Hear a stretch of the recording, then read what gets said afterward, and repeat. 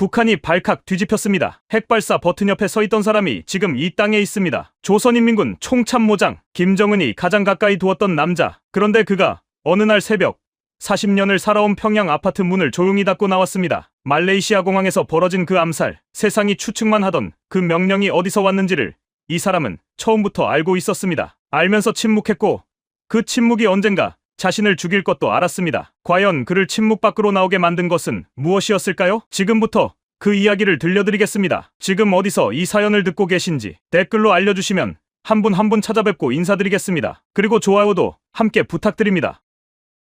여러분, 제가 이 땅에 도착하던 날 인천공항 입국장을 나서면서 처음 한 일이 뭔지 아십니까? 하늘을 올려다봤습니다. 그냥 하늘이었습니다. 구름이 있었습니다. 바람이 차가웠습니다. 2026년 1월에 인천 하늘이었습니다. 어떤 특별한 하늘이 아니었습니다. 흐린 겨울 하늘이었습니다. 하지만 그 하늘이 그날만큼은 달랐습니다. 그런데 그 평범한 하늘이 그렇게 아름다워 보인 것은 살면서 처음이었습니다. 그 하늘 아래 서 있는 제가 72년 인생에서 처음으로 아무도 저를 감시하지 않는 사람이 됐다는 것을 알았습니다. 그 순간 다리가 풀렸습니다. 입국장 기둥에 기댔습니다. 40년 동안 총을 잡고 살아온 사람이 하늘 한번 쳐다보고 다리가 풀렸습니다. 창피한 일이었습니다. 하지만 감출 것도 없었습니다. 평양에서 총참모장 자리에 있을 때는 눈물을 보이면 끝이었습니다. 약하다는 것이 알려지면 그 자리가 없어지는 것이었습니다. 군복을 벗은 것이 아니었습니다. 평생 믿어온 것이 무너진 것이었습니다. 그 이야기를 지금부터 드리겠습니다. 저는 박정천이었습니다. 이 이름을 기억하시는 분들이 계실 것입니다. 이 땅 뉴스에 가끔 등장하는 이름이었습니다. 북한 군부의 핵심 인물이라고 소개되던 사람이었습니다. 조선인민군 총참모장, 국방상, 노동당 정치국 상무위원. 이름 앞에 붙은 직함이 그것들이었습니다. 김정은 국무위원장의 군사브레인이었습니다. 그 사람의 가장 가까운 곳에서 가장 위험한 결정들을 함께했습니다. 핵발사 훈련 명령서에 제 이름이 있었습니다. 미사일 시험 발사 보고서에 제 서명이 있었습니다. 이 땅 사람들이 뉴스에서 봤을 그 장면들, 그 한가운데 제가 있었습니다. 핵발사 버튼 옆에 서 있던 사람이 지금 이 자리에 서 있습니다. 그 자리에서 봤기 때문에, 그 자리에 있었기 때문에 말할 수 있는 것이 있었습니다. 이 이야기가 단순한 탈북 사연이 아닌 이유가 바로 그것입니다. 저는 이 체제의 핵심에 있었습니다. 핵발사 훈련을 진두지휘했고 군사 전략을 세웠고 최고 지도자의 옆에서 모든 것을 봤습니다. 보고 싶지 않은 것도 봤습니다. 그 안에서 본 것들을 말씀드리겠습니다. 함경남도 함흥에서 태어났습니다. 2954년이었습니다. 아버지는 광산 기사였습니다. 어머니는 학교 선생이었습니다. 그 시절 북한에서 그 정도 집안이면 평범한 편이었습니다. 넉넉하지는 않았지만 굶지는 않았습니다. 어릴 때 기억 중에 명절 아침이 있었습니다. 어머니가 새벽부터 일어나 만둣국을 끓이셨습니다. 함흥 만둣국이었습니다. 고기가 많지 않았습니다. 그래도 국물이 뜨거웠습니다. 아버지가 밥상 앞에 앉아서 숟가락을 드실 때 웃으셨습니다. 아버지가 웃는 것을 많이 보지 못했습니다. 무뚝뚝한 분이셨습니다. 그래서 그 웃음이 더 기억에 남았습니다. 그 집이 제가 가진 고향이었습니다. 어린 시절 함흥은 지금 어떻게 됐는지 모릅니다. 고난의 행군 이후 북한의 지방 도시들은 무너졌습니다. 장마당이 생기고 사람들이 장사를 하며 살아갔습니다. 국가가 주던 배급이 사라지고 스스로 먹고 살아야 하는 시대가 됐습니다. 이 땅에 오고 나서 가끔 그 만둣국 냄새가 생각났습니다. 이 땅에도 만둣국이 있었습니다. 처음 먹어봤을 때 맛이 달랐습니다. 하지만 뜨거운 국물은 같았습니다. 명절이면 온 집 안에 퍼지던 그 냄새였습니다. 평양에서 지내는 동안 고향에 내려가는 것이 점점 어려워졌습니다. 군 고위직에 오를수록 사생활이 없어졌습니다. 부모님이 돌아가셨을 때도 장례를 제대로 치르지 못했습니다. 이 땅 어르신들 중에도 그런 분들이 계실 것입니다. 부모님 마지막을 제대로 못 챙긴 자식의 마음이 어떤 것인지를 아실 것입니다. 군복을 입고 있어도 그 마음은 사라지지 않았습니다. 그것이 이 체제가 군인한테서도 빼앗지 못하는 것이었습니다. 군관학교에 들어간 것이 18비였습니다. 성적이 좋았습니다. 아버지가 군인의 길을 권하셨습니다. 당시 북한에서 군인은 좋은 직업이었습니다. 배급이 안정적이었습니다. 이 땅 어르신들도 아시겠지만 그 시절 가난한 집 아이들은 먹고 사는 것이 가장 큰 문제였습니다. 조국을 지키겠다는 거창한 뜻이 있었던 것은 아니었습니다. 밥 먹여야 하는 가족이 있었고 그 밥을 먹일 수 있는 길이 군관이었습니다. 그 선택이 제 인생을 결정했습니다. 군관학교에서 우수하게 졸업했습니다. 포병부대에 배치됐습니다. 새벽 훈련이 좋았습니다. 차가운 새벽 공기 속에서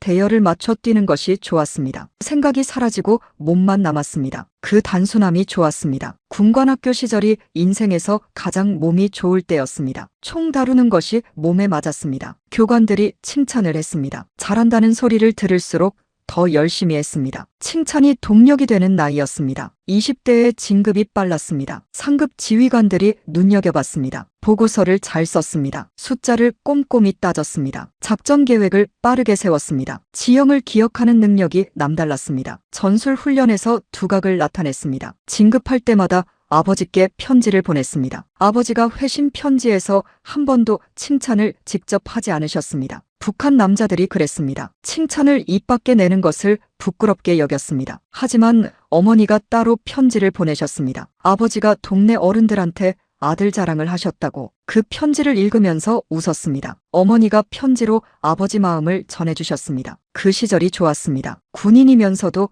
아들이었던 시절이었습니다. 진급을 할수록 고향 가는 길이 멀어졌습니다. 명절에 내려가고 싶었지만 허락이 필요했습니다. 군 고위 간부가 개인 사정으로 자리를 비우는 것은 쉽지 않았습니다. 그것이 첫 번째 잃어버린 것이었습니다. 가족이었습니다. 두 번째로 잃어버린 것은 친구였습니다. 세 번째는 나 자신이었습니다. 그 순서로 잃어버렸습니다. 이 땅 어르신들도 그런 경험이 있으실 것입니다. 오래 한 가지 일만 하다 보면 언젠가 내가 누구인지를 모르게 되는 순간이 옵니다. 그 순간이 저한테도 왔습니다. 30대에 평양으로 올라왔습니다. 총참모부 작전국에 배치됐습니다. 평양은 달랐습니다. 지방과 달리 물자가 있었습니다. 상점에 물건이 있었습니다. 배급이 좀 더 나왔습니다. 그 평양에서 처음으로 권력이라는 것이 무엇인지를 봤습니다. 높은 직책에 있는 사람이 어떤 대우를 받는지를 봤습니다. 더 올라가고 싶었습니다. 솔직히 말씀드리면 그랬습니다. 체제에 대한 충성이 아니라 진급에 대한 욕심이었습니다. 그 욕심을 부끄럽게 생각하지 않았습니다. 살아남으려면 올라가야 했습니다. 북한 체제에서 제자리에 서 있는 것은 없었습니다. 올라가거나 내려가거나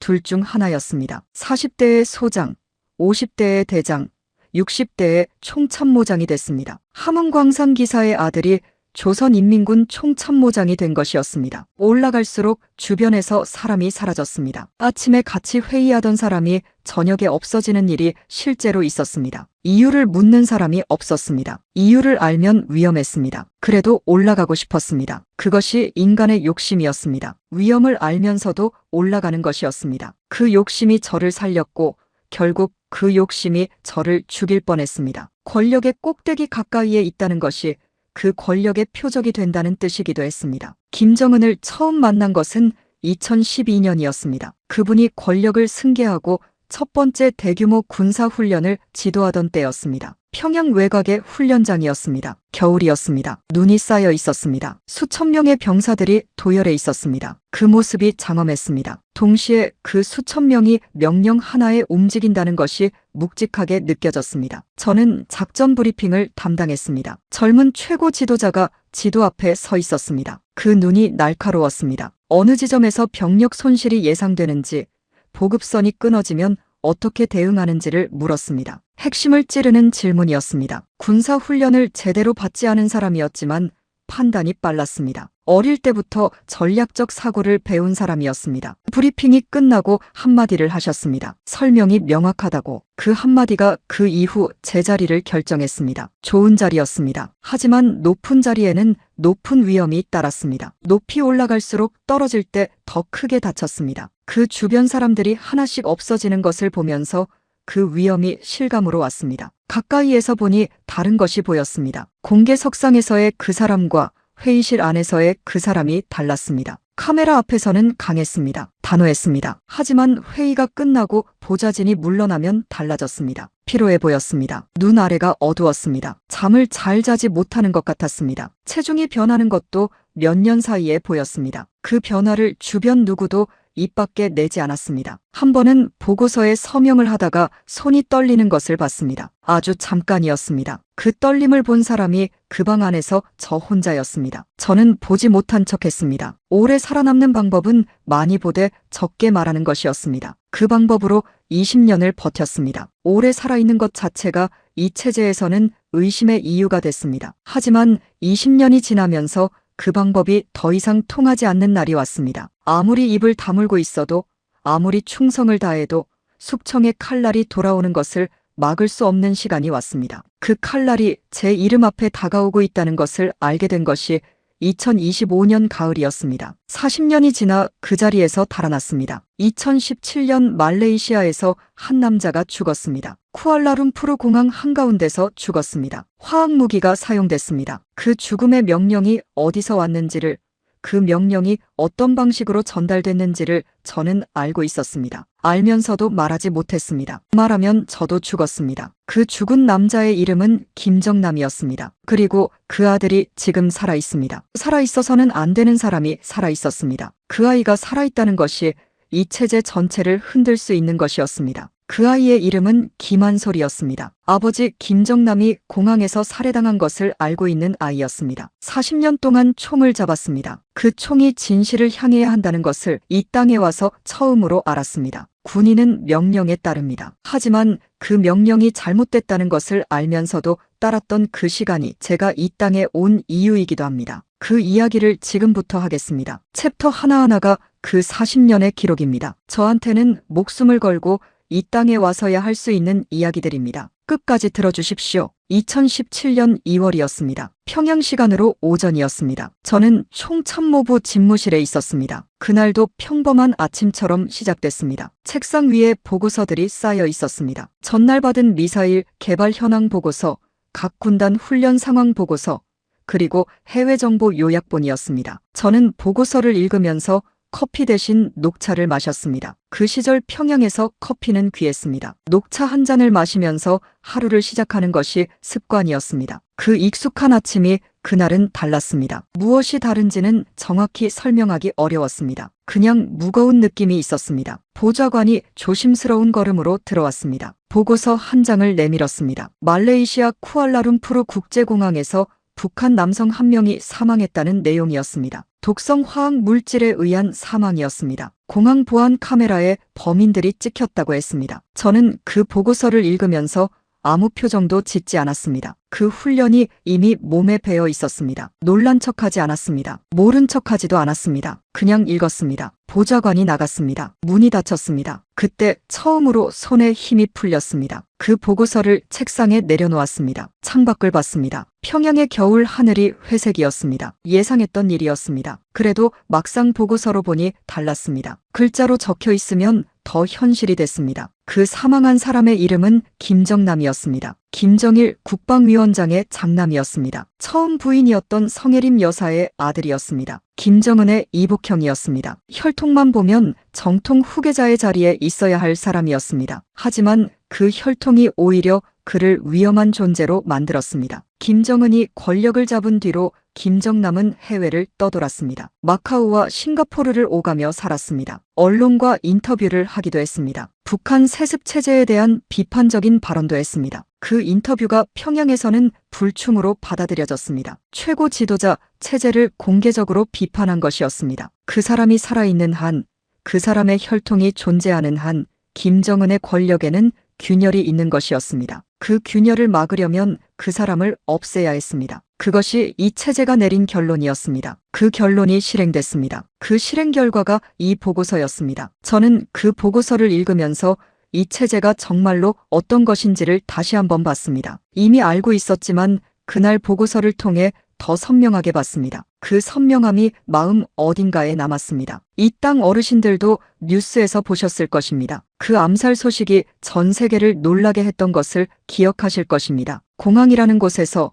그것도 대낮에 사람이 죽었습니다. 세상이 경악했습니다. 저는 그 놀람 속에 있지 않았습니다. 저는 그 일이 일어나기 전부터 무언가 큰 일이 준비되고 있다는 것을 이미 느끼고 있었습니다. 그 느낌이 이제 보고서 한 장으로 확인됐습니다. 확인이 되는 순간 오히려 마음이 조용해졌습니다. 예상했던 것이 현실이 됐을 때 오는 그 이상한 고요함이었습니다. 감정이 없어진 것이 아니었습니다. 감정이 너무 많아서 얼어버린 것이었습니다. 슬픔인지 공포인지 분노인지를 구별할 수 없었습니다. 그 모든 것이 섞여서 고요함처럼 느껴졌습니다. 저는 그 명령이 어디서 왔는지를 알고 있었습니다. 정찰총국이었습니다. 해외 공작 부서였습니다. 하지만 정찰총국이 혼자 결정할 수 있는 수준의 작전이 아니었습니다. 외국 공항에서 최고 지도자의 형을 암살하는 것은 최고 지도자의 직접 승인 없이는 불가능한 일이었습니다. 저는 그 승인이 이루어지는 과정의 아주 일부를 알고 있었습니다. 아주 일부만 알아도 충분히 위험했습니다. 그래서 더 알려고 하지 않았습니다. 알수록 위험해지는 것이 이 체제의 비밀이었습니다. 그 비밀을 알면서도 말하지 못한 시간이 너무 길었습니다. 이 땅에 와서야 말할 수 있게 됐습니다. 그 말이 누군가한테 닿기를 바랐습니다. 군 정보 라인을 통해 흘러온 정보였습니다. 무언가 큰 작전이 준비되고 있다는 것을 2016년 말부터 느꼈습니다. 그것이 무엇인지를 직접 물어볼 수 없었습니다. 이 체제에서 그런 것을 묻는 사람은 위험했습니다. 그냥 느끼는 것이었습니다. 이 체제 안에서 오래 살아온 사람들은 그 느낌을 알았습니다. 공기가 달라지는 것이 있었습니다. 회의 분위기가 달라지는 것이 있었습니다. 어떤 이름이 갑자기 언급되지 않게 되는 것이 있었습니다. 그 이름이 바로 김정남이었습니다. 그 변화를 먼저 느끼는 것이 살아남는 능력이었습니다. 저는 그 능력으로 20년을 버텼습니다. 알고 있어도 모르는 척, 느꼈어도 느끼지 못한 척, 그것이 그 자리에서 오래 버티는 방법이었습니다. 암살에 여성 2명이 동원됐습니다. 한 명은 베트남 국적이었습니다. 다른 한 명은 인도네시아 국적이었습니다. 그 여성들은 몰래 카메라 장난처럼 꾸며진 촬영을 한다고 속았다고 나중에 진술했습니다. 사람 얼굴에 무언가를 바르는 연기를 한다고 알았다는 것이었습니다. 그 여성들은 자신들이 무슨 일에 동원되는지를 몰랐습니다. 죄 없는 사람이 이용됐습니다. 그 여성들을 이용한 방식이 이 체제의 방식이었습니다. 직접 손을 쓰지 않았습니다. 중간에 사람을 끼웠습니다. 나중에 추적이 이루어져도 중간에 사람들이 걸리도록 설계됐습니다. 핵심 공작원들은 이미 빠져나가 있었습니다. 모든 것이 치밀하게 계획된 것이었습니다. 오랫동안 준비한 작전이었습니다. 그 준비가 얼마나 됐는지를 저는 짐작할 수 있었습니다. 적어도 몇 달 이상이었습니다. 저는 그 방식을 여러 번 봐왔습니다. 이 체제가 더러운 일을 처리하는 방식이 항상 그랬습니다. 직접 하지 않았습니다. 항상 남을 통했습니다. 그리고 그 남이 잘못됐을 때는 그 남만 처벌받았습니다. 위쪽으로는 추적이 닿지 않았습니다. 그것이 이 체제의 냉혹한 계산이었습니다. 수십 년 동안 완성된 계산이었습니다. 그 소식이 전 세계로 퍼졌습니다. 이 땅 뉴스에서도 크게 다뤘습니다. 국제사회가 북한을 비난했습니다. 말레이시아가 북한 대사를 추방했습니다. 유엔에서 비난 성명이 나왔습니다. 평양은 관련 없다고 부인했습니다. 그 부인을 하는 사람들의 얼굴을 봤습니다. 그 얼굴에 아무것도 없었습니다. 이 체제에서 오래 살아온 사람들은 거짓말을 얼굴에 드러내지 않는 훈련이 자동으로 됐습니다. 저도 그 훈련이 돼 있었습니다. 카메라 앞에서 흔들리지 않는 것이 이 체제에서 살아남는 기술이었습니다. 그 기술이 없으면 그 자리에 오래 있을 수 없었습니다. 그 기술을 익히는 동안 제 안에 무언가도 달라졌습니다. 양심이라는 것이 있었습니다. 그 양심을 눌러두는 방법도 배웠습니다. 눌러두다 보면 아예 느끼지 못하게 됐습니다. 그것이 무서웠습니다. 느끼지 못하는 사람이 되는 것이 무서웠습니다. 그 방법이 이 체제가 사람에게 하는 가장 무서운 일이었다는 것을 이 땅에 와서야 알았습니다. 그런데 한 가지가 해결되지 않은 채 남았습니다. 김정남의 아들이었습니다. 이름이 김한솔이었습니다. 당시 21살이었습니다. 김정남이 죽은 직후 어디선가 사라졌습니다. 추적이 됐습니다. 하지만 잡히지 않았습니다. 천리마 민방이라는 해외 반북 조직이 그를 도피시켰다는 정보가 들어왔습니다. 그 정보가 들어왔을 때 저는 그 의미를 즉각 알았습니다. 김정은이 화근을 완전히 제거하지 못한 것이었습니다. 그 아이가 살아있는 한 이 체제에 불씨가 남아있는 것이었습니다. 김씨 혈통의 정통이 살아있다는 것, 그리고 그 아이가 아버지의 죽음을 알고 있다는 것이 의미하는 것을 저는 너무 잘 알았습니다. 아버지의 죽음 뒤에 누가 있는지를 그 아이가 알게 됐을 때 무엇을 할 것인지를 생각했습니다. 21살의 아이가 아버지의 죽음을 알게 됐을 때 어떤 마음이 됐을지를 생각했습니다. 그 마음이 어떤 것인지를 저는 생각할 수 있었습니다. 저도 아버지를 잃었습니다. 그 아픔이 어떤 것인지를 알았습니다. 하지만 그 아이의 아픔에는 분노가 더해졌을 것이었습니다. 그 아이를 강대국의 정보기관이 보호하고 있다는 정보가 들어왔습니다. 어느 나라인지는 직접 확인하지 못했습니다. 하지만 그 수준의 도피와 보호가 이루어지려면 큰 나라의 정보기관이 개입했다고 볼 수밖에 없었습니다. 그것이 의미하는 것은 분명했습니다. 그 아이가 언젠가 쓰여질 수 있는 카드라는 것이었습니다. 어떤 방식으로 쓰여질지는 알 수 없었습니다. 하지만 그 카드가 꺼내지는 날이 온다면 이 체제는 흔들릴 것이었습니다. 김씨 혈통을 내세워 이 체제를 바꾸려는 시도가 생길 수 있었습니다. 그 아이가 아버지의 죽음을 근거로 세상에 나온다면 그 파장이 얼마나 클지를 생각했습니다. 그리고 그 파장 안에서 저는 어떤 선택을 해야 하는지를 오래도록 생각했습니다. 그 선택이 쉽지 않았습니다. 몇 년의 시간이 필요했습니다. 2025년 가을, 그 시간이 다 됐습니다. 이 체제 안에서 40년을 살면서 처음으로 스스로 선택을 해야 하는 순간이 왔습니다. 그 생각이 2017년부터 제 안에 씨앗처럼 자리를 잡았습니다. 그 씨앗이 2025년 가을의 결심이라는 것으로 자랐습니다. 그 결심이 어떻게 구체적인 행동으로 이어졌는지는 다음 챕터에서 말씀드리겠습니다. 쉬운 길이 아니었습니다. 하지만 가야 하는 길이었습니다. 이 땅에 오기까지의 이야기를 계속하겠습니다. 이 땅에 오고 나서야 할 수 있는 말이 있습니다. 김정남 암살은 김정은의 직접 명령이었습니다. 저는 그 명령이 집행되는 과정에 주변에 있었습니다. 직접 실행한 것이 아니었습니다. 하지만 알면서 말하지 않았습니다. 알면서 묻지 않았습니다. 그것이 이 체제에서 살아남는 방법이었습니다. 그 방법을 썼습니다. 지금 이 땅에 와서 그것을 후회합니다. 후회가 늦었지만 후회가 없는 것보다는 나았습니다. 이 땅에 와서 처음으로 후회할 수 있는 사람이 됐습니다. 이 고백이 늦었다는 것을 알고 있습니다. 하지만 늦은 것이 안 하는 것보다는 나았습니다. 그 죽은 사람의 아들이 어딘가에서 살고 있었습니다. 그 아이에게도 이 고백이 전해지기를 바랐습니다. 아버지의 죽음이 왜 일어났는지를, 그 죽음 뒤에 무엇이 있었는지를 세상이 알아야 한다고 생각했습니다. 알면서 침묵하는 것은 그 체제에 계속 복종하는 것이었습니다. 저는 이 땅에서 더 이상 복종하지 않아도 됐습니다. 그 자유가 무거웠습니다. 자유에도 무게가 있었습니다. 그 무게가 이 이야기를 하게 만들었습니다. 무거운 것은 나눠야 가벼워졌습니다. 그것이 이 이야기의 두 번째 챕터였습니다. 그 죽음이 이 모든 것의 시작이었습니다. 공항 한 곳에서 일어난 일이 이 체제의 전부를 드러내고 있었습니다. 그 전부를 이 자리에서 말씀드리는 것이 저의 역할이었습니다. 2017년 3월이었습니다. 말레이시아 암살이 있고 나서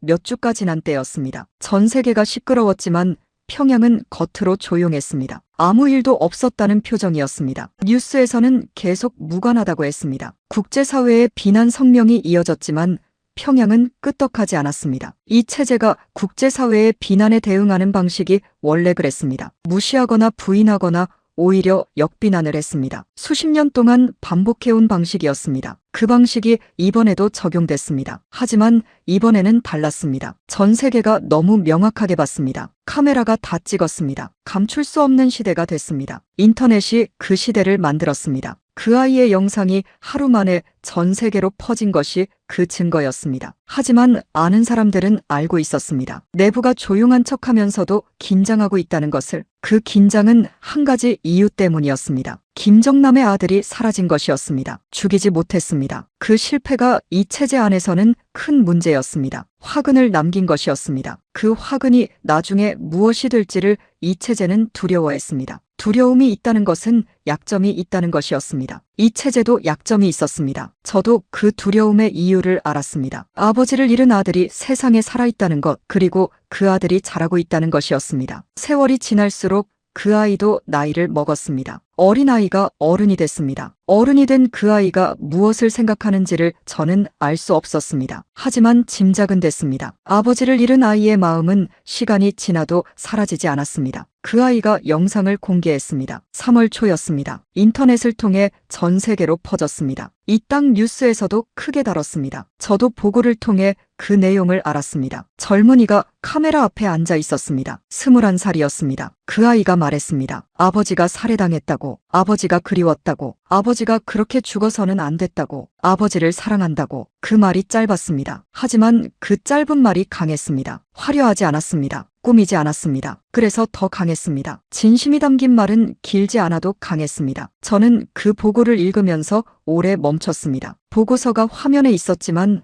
눈이 움직이지 않았습니다. 그 아이의 얼굴을 보고 싶었습니다. 하지만 볼 수 없었습니다. 그 아이의 영상을 직접 볼 수 있는 환경이 아니었습니다. 그것을 받다가는 위험했습니다. 보고서에 글자만 있었습니다. 그 글자들이 그 아이의 목소리를 전해줬습니다. 21살 아이가 아버지의 죽음을 카메라 앞에서 말하고 있었습니다. 그 아이가 두렵지 않았을까를 생각했습니다. 두렵지 않을 리가 없었습니다. 두렵지만 말한 것이었습니다. 두려운데도 말할 수 있는 것이 있었습니다. 저는 그 순간 아직 그것을 할 수 없었습니다. 그 아이가 21살에 한 것을 저는 60이 넘어서야 할 수 있었습니다. 그 차이가 부끄러웠습니다. 하지만 늦게라도 하는 것이 아예 안 하는 것보다는 나았습니다. 이 땅 어르신들도 그런 경험이 있으실 것입니다. 말해야 했지만 못했던 것들이 있으셨을 것입니다. 그것을 나중에라도 말했을 때의 그 후련함을 저도 이 땅에 와서 처음 느꼈습니다. 말하는 것이 살아있다는 증거였습니다. 이 체제 안에서는 말할 수 없었습니다. 이 땅에 와서야 말할 수 있었습니다. 그 아이가 어떤 아이인지를 조금 알고 있었습니다. 일찍부터 해외에서 자랐습니다. 보스니아에서 학교를 다녔다는 것이 알려진 정보였습니다. 나중에는 유럽 어딘가에서 대학을 다녔습니다. 북한을 모르고 자란 아이였습니다. 평양을 본 적이 없는 아이였습니다. 고향이라 부를 수 있는 땅이 없었습니다. 어느 나라 사람인지도 불분명했습니다. 이 땅 사람도 아니었고 북한 사람도 아니었습니다. 그런데도 그 아이는 김씨 혈통이었습니다. 좋든 싫든 그 혈통이 그 아이를 규정했습니다. 동시에 그 혈통을 가진 일가에 의해 아버지를 잃은 아이였습니다. 그 모순이 그 아이의 삶이었습니다. 피할 수 없는 모순이었습니다. 태어나면서 주어진 것이었습니다. 이 땅 어르신들이 6.25 이후 가족을 잃고 이산가족이 된 것처럼 그 아이도 혈통 때문에 갈라지고 혈통 때문에 아버지를 잃었습니다. 그 갈라짐의 아픔이 어떤 것인지를 저는 조금 짐작할 수 있었습니다. 가족을 멀리 두고 평생 군인으로만 산 저도 그 아픔이 무엇인지를 알았습니다. 자식이 없는 아버지의 아픔이었습니다. 아버지가 없는 자식의 아픔이었습니다. 그 둘이 달랐지만 모두 아팠습니다. 가족을 지키지 못했다는 것이 군인에게도 가장 큰 실패였습니다. 천리마 민방이라는 조직이 그 아이를 도피시켰습니다. 해외에서 활동하는 반북 조직이었습니다. 탈북한 인사들이 포함돼 있었습니다. 그 조직의 배후에 강대국 정보기관이 있다는 것이 우리 쪽 정보 분석의 결론이었습니다. 그 결론이 옳다면 그 아이는 단순한 도망자가 아니었습니다. 어떤 전략적 가치를 갖는 인물이 된 것이었습니다. 북한 정권이 급변하는 상황이 왔을 때 그 아이가 어떤 역할을 할 수 있는지를 외부에서 계산하고 있다는 것을 의미했습니다. 김씨 혈통을 내세워 북한 주민들의 지지를 이끌어내는 역할이었습니다. 그 얼굴이 있어야 이행이 수월해질 수 있었습니다. 낯선 것보다 익숙한 것이 사람을 안심시켰습니다. 그것이 인간의 본성이었습니다. 수십 년 동안 수령 체제에 익숙해진 북한 주민들이 갑자기 낯선 체제를 받아들이는 것이 쉽지 않을 것이기 때문이었습니다. 이 땅도 오랜 시간이 필요했습니다. 이 땅 어르신들이 겪어온 그 긴 시간이 그 증거였습니다. 북한은 더 오랜 시간이 필요할 것이었습니다. 하지만 시작이 있어야 그 시간도 흘렀습니다. 그 시작을 만드는 것이 지금 살아있는 사람들의 역할이었습니다. 그 과도기에 익숙한 혈통의 얼굴이 필요할 수 있었습니다. 그 가능성이 이 체제에는 공포였습니다. 살아있는 경쟁자였습니다. 평양 안에서 그 정보를 다루는 방식이 있었습니다. 공식적으로는 그 이름이 언급되지 않았습니다. 회의에서도 나오지 않았습니다. 신문에도 나오지 않았습니다. 마치 없는 사람처럼 다뤘습니다. 이름을 지우면 그 사람도 지워진다고 생각하는 것이었습니다. 하지만 이름이 지워져도 그 사람은 살아있었습니다. 그 살아있음이 이 체제의 가장 큰 위협이었습니다. 하지만 정보기관 안에서는 지속적으로 추적이 이루어졌습니다. 어디에 있는지, 누구와 접촉하는지, 어떤 활동을 하는지를 파악하려 했습니다. 하지만 잡히지 않았습니다. 잘 숨겨져 있었습니다. 저는 그 추적 보고서를 가끔 받았습니다. 위치 불명이라는 내용이 계속됐습니다. 이 체제가 잡지 못하는 사람이 있었습니다. 그것이 이 체제에는 이례적인 일이었습니다. 잡지 못한다는 것은 그 아이의 뒤에 든든한 보호가 있다는 뜻이었습니다. 이 체제의 추적을 막을 수 있는 힘이 그 아이를 지키고 있었습니다. 그것이 의미하는 것이 무엇인지를 저는 알았습니다. 이 체제보다 강한 무언가가 그 아이를 보호하고 있었습니다. 그 힘이 무엇인지는 몰랐습니다. 하지만 그 힘이 있다는 것은 확실했습니다. 그 힘이 그 아이를 지금까지 살게 했습니다. 2020년대에 들어서면서 김주애가 후계자로 떠올랐습니다. 김정은의 딸이었습니다. 어린 나이에 공개석상에 나타나기 시작했습니다. 군사훈련 참관, 미사일 발사 참관 자리에 어린아이가 서 있었습니다. 그 의도가 분명했습니다. 후계자로 키우는 것이었습니다. 그 결정이 내려지면서 저를 포함한 9세대 간부들이 어떻게 될지를 자연스럽게 생각하게 됐습니다. 새로운 후계 체제가 자리를 잡으려면 기존의 사람들이 정리돼야 했습니다. 이 체제에서 정리의 의미가 무엇인지는 너무 잘 알았습니다. 숙청이었습니다. 고위 간부라고 예외가 없었습니다. 오히려 고위 간부일수록 더 위험했습니다. 많이 알수록 빨리 없애야 하는 것이었습니다. 저는 너무 많이 알고 있었습니다. 그 정리가 시작되면 저도 그 안에 들어갈 가능성이 있었습니다. 20년을 최측근에서 봤다는 것이 이제는 약점이 됐습니다. 너무 많이 알고 있는 사람이었습니다. 그 알고 있음이 저를 위험하게 만들었습니다. 새 체제가 들어서면 먼저 없애야 할 사람들 중 하나가 바로 저였습니다. 20년치의 비밀을 담고 있는 사람이었습니다. 그 시기에 저는 김한솔을 다시 생각하기 시작했습니다. 살아있다는 것이 무엇을 의미하는지를, 이 체제가 죽이지 못했다는 것이 무엇을 의미하는지를, 그 아이가 살아있는 한 이 체제에는 다른 가능성이 있었습니다. 이 체제가 바뀔 수 있다는 가능성이었습니다. 영원한 체제는 없었습니다. 이 땅도 바뀌었고 세상도 바뀌었습니다. 아니, 바뀌어야 한다는 것이었습니다. 수천만 명이 그 안에서 살고 있었습니다. 저처럼 수십 년을 그 체제를 위해 충성한 사람들이 있었습니다. 그 사람들도 자유를 누릴 자격이 있었습니다. 그 가능성이 저를 움직이게 했습니다. 제가 이 땅으로 가면, 제가 알고 있는 것들을 말하면 그것이 그 가능성을 앞당기는데 도움이 될 수 있었습니다. 2017년에 씨앗이 뿌려졌다면 2020년대에 들어서면서 그 씨앗이 자라기 시작했습니다. 그 아이가 살아있었습니다. 이 체제가 그토록 없애려 했던 아이가 살아있었습니다. 그것이 저한테 용기의 근거가 됐습니다. 작은 불씨 하나가 꺼지지 않고 있었습니다. 한 사람이 살아있다는 것이 다른 한 사람에게 용기를 줄 수 있었습니다. 그 연결이 보이지 않아도 있었습니다. 이 땅에 오고 나서 처음으로 그 연결이 보이기 시작했습니다. 이 땅에 와서 처음으로 자유롭게 말합니다. 김한솔이 살아있다는 것이 이 이야기에서 중요한 이유가 있습니다. 복수라는 것이 총이나 칼로만 이루어지는 것이 아니었습니다. 진실을 말하는 것이 가장 강한 복수였습니다. 그 아이가 세상에 아버지의 죽음을 말할 때 그 죽음이 어떻게 일어났는지를 증언하는 사람이 필요했습니다. 이 체제 안에 있었던 사람의 증언이 필요했습니다. 바깥에서 추측하는 것이 아니라 안에서 보고 알고 있는 사람의 증언이 필요했습니다. 40년 동안 그 체제 안에 있었던 사람의 목소리가 필요했습니다. 그 목소리를 내기까지 오랜 시간이 걸렸습니다. 하지만 이제는 낼 수 있었습니다. 그 증언자가 저여야 한다고 생각하게 된 것이 이 챕터에서 말씀드린 시간들을 거치면서였습니다. 죽이지 못한 아이가 살아있었습니다. 그 살아있음이 결국 저를 이 자리로 데려왔습니다. 살아있어야 말할 수 있었습니다. 그 아이가 살아있었고 저도 살아있었습니다. 둘 다 살아있다는 것이 기적이었습니다. 그것으로 이야기를 시작할 수 있었습니다. 이 이야기가 그 기적의 결과물이었습니다. 기적은 조용히 왔습니다. 2025년 가을이었습니다. 평양의 가을은 짧았습니다. 단풍이 들었다 싶으면 금방 찬바람이 왔습니다. 그의 가을도 그랬습니다. 저는 집무실 창밖으로 대동강을 내려다보고 있었습니다. 강이 흐르고 있었습니다. 강은 항상 흘렀습니다. 제가 평양에 처음 올라왔을 때도 흘렀고 총참모장이 됐을 때도 흘렀습니다. 그 강을 바라보면서 생각했습니다. 나는 얼마나 더 이 자리에 있을 수 있는가? 자리가 없어지는 것이 아니었습니다. 제가 없어질 수 있다는 것이었습니다. 그 생각이 처음이 아니었습니다. 오래전부터 가끔 왔습니다. 그런데 그의 가을에는 그 생각이 더 자주 왔습니다. 더 선명하게 왔습니다. 강이 흐르는 것처럼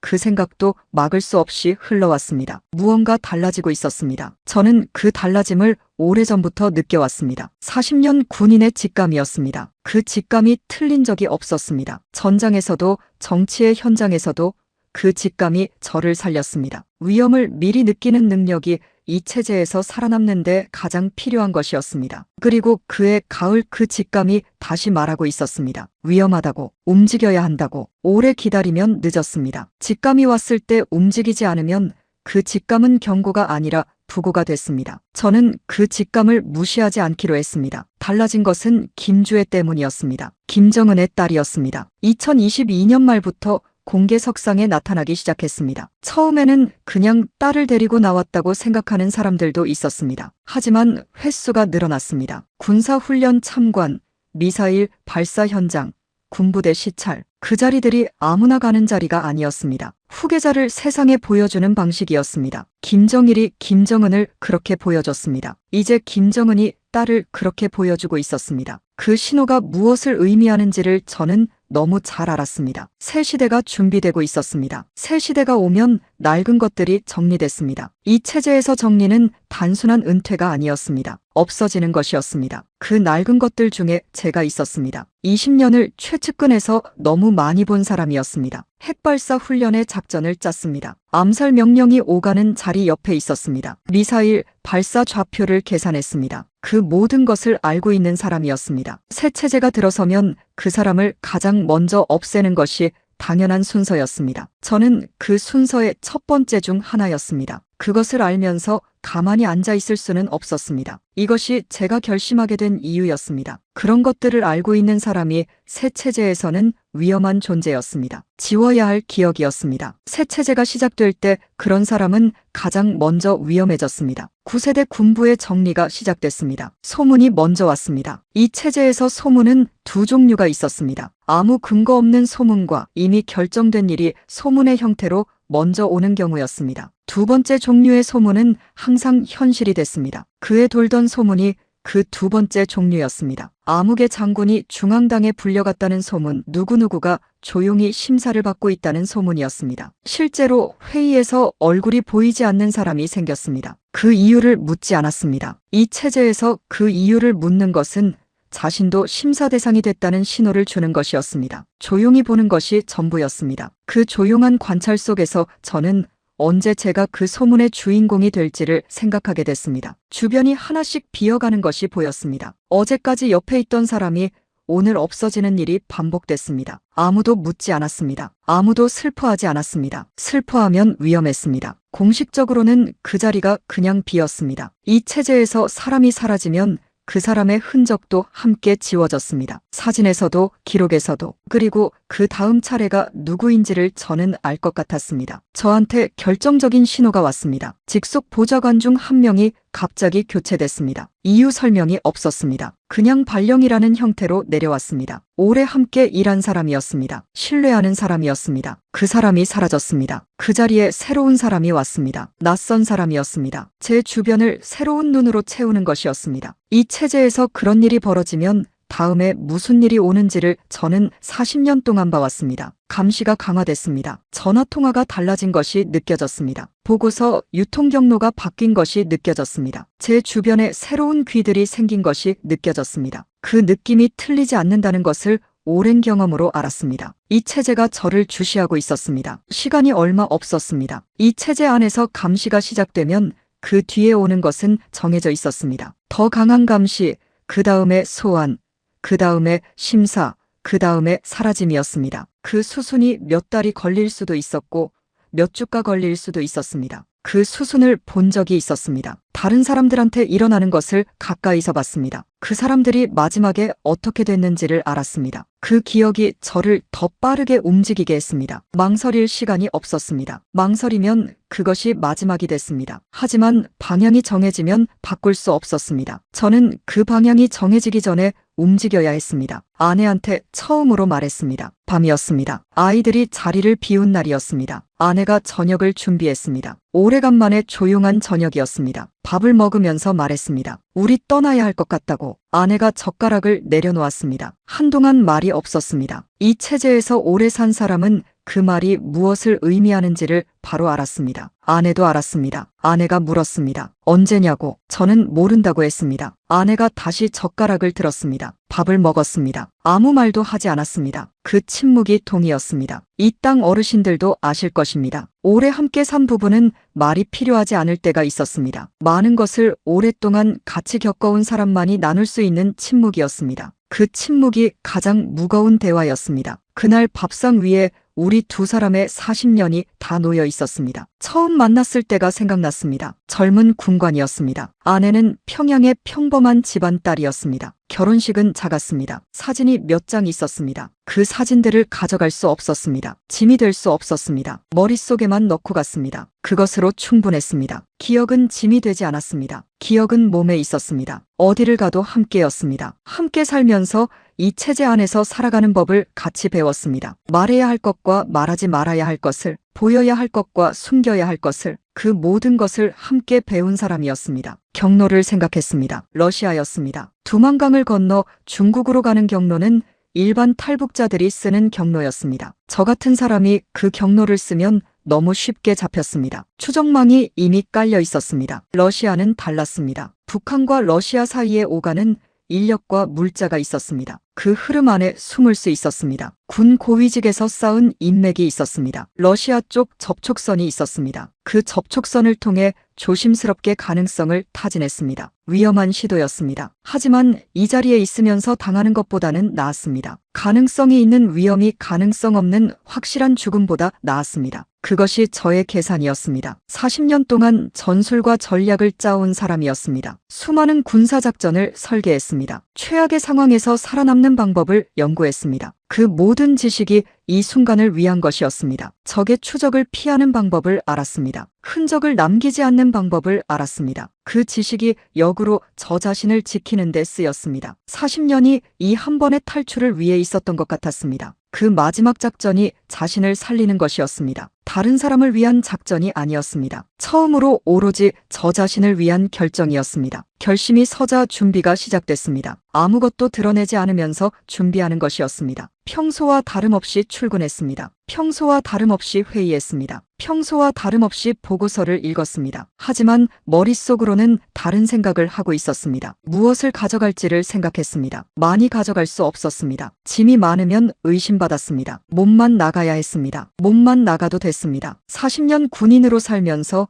머리와 몸에 쌓인 것들이 있었습니다. 이 체제의 핵심에서 보고 들은 것들이 있었습니다. 그것이 이 땅에 가면 말로 나왔습니다. 그것이 제가 가져갈 수 있는 가장 중요한 것이었습니다. 짐으로 들고 갈 수 없는 것이었지만 어떤 짐보다도 무거운 것이었습니다. 이 땅에 가면 그것을 말해야 했습니다. 말하기 전에는 편히 쉴 수 없었습니다. 그것을 말하는 것이 이 땅으로 가는 이유이기도 했습니다. 살기 위해 가는 것이었지만 살아서 말하기 위해 가는 것이기도 했습니다. 살아있는 것만으로는 충분하지 않았습니다. 말해야 했습니다. 그 말이 이 자리에서 드리는 이야기였습니다. 아내와 마지막 밤을 보냈습니다. 떠나기 전날 밤이었습니다. 아내가 된장찌개를 끓였습니다. 말없이 끓였습니다. 저도 말없이 먹었습니다. 그 된장찌개가 마지막이 될 수 있었습니다. 그 생각이 들었지만 말하지 않았습니다. 말하면 흔들릴 것이었습니다. 흔들리면 못 갔습니다. 식사를 마치고 아내의 손을 잡았습니다. 아내가 고개를 들지 않았습니다. 눈물이 나오면 안 됐습니다. 저도 참았습니다. 아내도 참았습니다. 오래 함께 산 사람의 손이었습니다. 그 손이 따뜻했습니다. 그 온기를 기억하려 했습니다. 그 손을 놓고 나가야 했습니다. 군복을 입고 40년을 버텼습니다. 핵발사 명령서에 서명했습니다. 총참모장이라는 자리에서 흔들리지 않았습니다. 그런데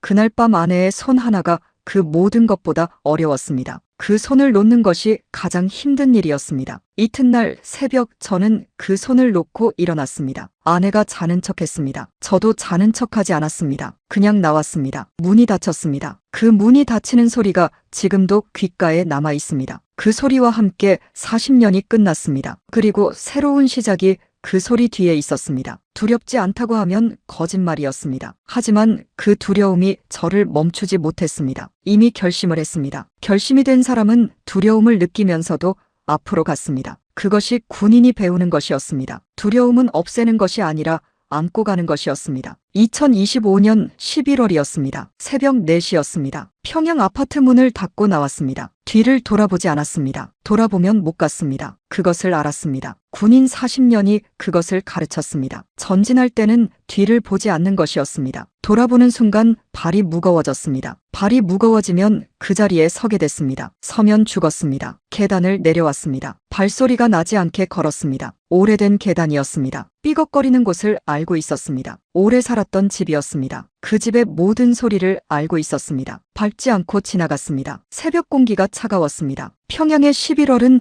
이미 겨울이었습니다. 그 차가운 공기가 오히려 정신을 맑게 해줬습니다. 숨을 한번 깊이 들이마셨습니다. 폐 안으로 찬 공기가 들어왔습니다. 그리고 걸었습니다. 이 걸음이 40년 군인의 마지막 작전이었습니다. 가장 중요한 작전이었습니다. 이기면 살았고 지면 죽었습니다. 이 작전은 이기고 있었습니다. 아직까지는 이기고 있었습니다. 그것으로 충분했습니다. 한 번에 이기는 전투는 없었습니다. 조금씩 이기는 것이었습니다. 평소와 다름없는 걸음이었습니다. 아무도 이상하게 보지 않아야 했습니다. 새벽에 혼자 걷는 군 고위 간부가 감시자의 눈에 띄어서는 안 됐습니다. 새벽 순찰이 있었습니다. 그 시간과 동선을 알고 있었습니다. 피할 수 있었습니다. 이 체제의 방식을 아는 것이 이 순간 도움이 됐습니다. 적을 아는 사람이 적을 피할 수 있었습니다. 첫 번째 구간은 평양에서 나선까지였습니다. 나선은 북한 동북쪽 끝에 있는 특별경제구역이었습니다. 러시아와 국경이 닿는 곳이었습니다. 평양에서 나선까지는 기차로 움직였습니다. 군 관련 공식 이동으로 위장했습니다. 군 고위직의 지방시찰은 흔한 일이었습니다. 보좌관 한 명과 함께였습니다. 그 보좌관은 제가 오래 믿어온 사람이었습니다. 이 체제 안에서 가장 위험한 것이 사람을 믿는 것이었습니다. 하지만 혼자서는 불가능했습니다. 이 체제 안에서 사람을 믿는다는 것은 언제나 도박이었습니다. 그러나 믿어야 할 사람 하나가 필요했습니다. 오래 지켜본 사람이었습니다. 신뢰가 쌓인 사람이었습니다. 이 체제 안에서 쌓인 신뢰는 작은 것이었습니다. 하지만 그것이 전부였습니다. 그 사람을 택했습니다. 기차가 출발했습니다. 창밖으로 평양이 멀어졌습니다. 그 도시의 불빛이 작아졌습니다. 저는 그 불빛을 오래 바라봤습니다. 40년 넘게 살았던 도시였습니다. 결혼을 했고 자식들이 자랐고 군인으로 올라선 도시였습니다. 다시 볼 수 없을 것 같았습니다. 다시 볼 필요도 없었습니다. 하지만 그 도시가 작아지는 것을 보면서 가슴 한쪽이 무거웠습니다. 인간인 이상 어쩔 수 없는 감정이었습니다. 군인이어도 사람이었습니다. 오래 산 곳을 떠나는 것이 감정 없이 될 수 없었습니다. 그 감정을 억누르고 앞을 봤습니다. 그것이 군인이 하는 일이었습니다. 나선에서 국경까지가 가장 위험한 구간이었습니다. 나선 특별경제구역에서 러시아 쪽으로 넘어가는 통로가 있었습니다. 합법적인 통로였습니다. 북러 교류 인력이 이 통로를 이용했습니다. 그 인력 중 하나로 위장하는 것이었습니다. 서류가 있었습니다. 사전에 준비한 서류였습니다. 위조가 아니었습니다. 군 고위직의 권한으로 만들 수 있는 서류였습니다. 그 서류로 통관을 통과했습니다. 통관 담당자가 서류를 봤습니다. 저를 봤습니다. 잠깐이었지만 그 잠깐이 길게 느껴졌습니다. 심장이 빠르게 뛰었습니다. 하지만 얼굴에 드러내지 않았습니다. 눈을 마주쳤습니다. 침착하게 봤습니다. 40년 동안 익힌 기술이었습니다. 감정을 얼굴에 내놓지 않는 기술이었습니다. 이 체제에서 오래 살아온 사람이었습니다. 권위를 알아보는 눈이 있었습니다. 고개를 숙였습니다. 서류를 돌려줬습니다. 통과였습니다. 숨을 내쉬었습니다. 국경을 넘었습니다. 북한 땅을 벗어났습니다. 러시아 땅에 발을 디뎠습니다. 하산이라는 작은 마을이었습니다. 러시아 극동 지역이었습니다. 차가웠습니다. 평양보다 더 차가웠습니다. 그 차가움이 오히려 실감을 줬습니다. 북한 땅이 아니었습니다. 다른 나라였습니다. 아직 안전하지 않았습니다. 러시아에도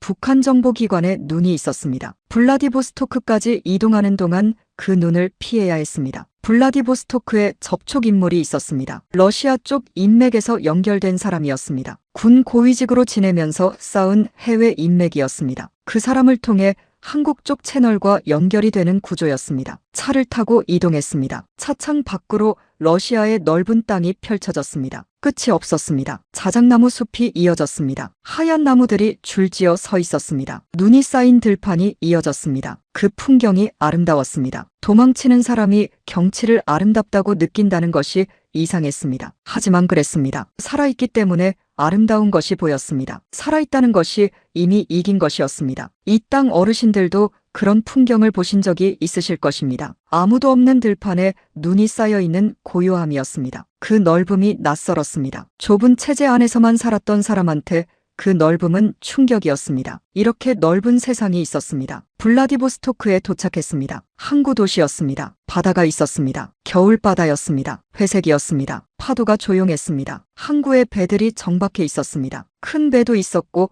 작은 배도 있었습니다. 그 배들이 어디로 가는지를 생각했습니다. 그 바다를 바라보면서 생각했습니다. 이 바다 건너에 이 땅이 있었습니다. 아직 먼 곳이었습니다. 하지만 방향이 정해졌습니다. 방향이 정해지면 나머지는 걷는 것이었습니다. 한 걸음씩 걷다 보면 닿았습니다. 아무리 먼 곳이어도 걷다 보면 닿았습니다. 접촉 인물을 만났습니다. 말이 많지 않은 사람이었습니다. 필요한 것만 말했습니다. 이 체제 밖의 사람들이 대화하는 방식이 달랐습니다. 말이 짧았습니다. 핵심만 있었습니다. 그 방식이 처음에는 낯설었습니다. 이 체제에서는 말이 길어야 했습니다. 수령에 대한 충성, 당에 대한 헌신을 끊임없이 표현해야 했습니다. 그 말들이 없는 대화가 어색했습니다. 하지만 동시에 시원했습니다. 필요 없는 말을 하지 않아도 됐습니다. 포장하지 않아도 됐습니다. 그 자유가 작은 것이었지만 컸습니다. 하지만 곧 익숙해질 것이었습니다. 블라디보스토크에서 며칠을 숨어 있었습니다. 작은 방이었습니다. 창문이 하나였습니다. 창밖으로 항구가 보였습니다. 배들이 오가고 있었습니다. 저는 그 배들을 바라보면서 기다렸습니다. 그 기다림이 고요했습니다. 이 체제 안에서 고요함이란 없었습니다. 항상 무언가를 보고하고